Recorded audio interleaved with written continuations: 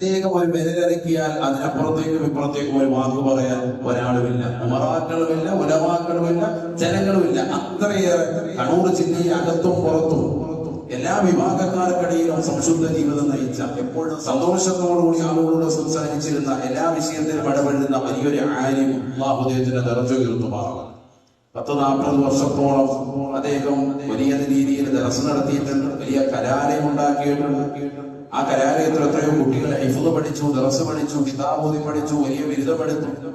വലിയൊരു സൂഫി പരമ്പരയിൽ ജീവിച്ച വ്യക്തിത്വം. കരുനാഗപ്പള്ളിയിൽ അടക്കം ചെയ്തിരിക്കുന്ന ബഹുമാനപ്പെട്ടതാകുന്ന ശൈഖ് ഹസൻ ബിൻ അലി റളിയല്ലാഹു അൻഹുവിന്റെ ഉസ്താദ്, ബഹുമാനപ്പെട്ടതാകുന്ന അബ്ദുൽ ഖാദിർ സാനി, കണ്ണൂരടക്കം ചെയ്യപ്പെട്ടിരിക്കുന്ന, പുറത്തിൽ മക്കാമിലടക്കം ചെയ്യപ്പെട്ടിരിക്കുന്ന മഹാനുഭാവന്റെ പരമ്പരയിൽ എന്ന് പറഞ്ഞാൽ അവരുടേതാകുന്ന ഇജാസത്തുകളൊക്കെ വാങ്ങിക്കൂട്ടുകയും അതനുസരിച്ചുകൊണ്ട് ജീവിതക്രമങ്ങളെ ചിട്ടപ്പെടുത്തുകയും ചെയ്തിരുന്ന അവസാനത്തെ കണ്ണിയായിരുന്നു മുഹമ്മദ് ഉസ്താദ്. അല്ലാഹു കൊടുത്ത ദർജ ഉയർത്തുമാറാണ്. വളരെ നല്ല മനുഷ്യനാണ്. അദ്ദേഹത്തിന്റെ ഇളയ മകൾ ഫാത്തിമ എന്ന് പറയുന്ന ഇളയ മകൾ ഗർഭം ധരിച്ചിരിക്കുന്ന വേളയിൽ തന്നെ മരണപ്പെടുമെന്ന് ഡോക്ടർമാർ എഴുതി. ഉള്ളിൽ വെച്ചുകൊണ്ട് തന്നെ മരിക്കും. അവൻ മനസ്സുകൊണ്ട് നിയത്തി അല്ലാഹു ഈ കുട്ടി രക്ഷപ്പെട്ടാൽ ഈ കുട്ടിയെ ഞാനൊരു ഹാഫിളത്താക്കാം നിയത്ത് ചെയ്തു. അൽഹംദുലില്ലാഹ് ആരോഗ്യപരമായി പ്രശ്നങ്ങളൊന്നും ഇല്ലാതെ കുട്ടി ജനിച്ചു.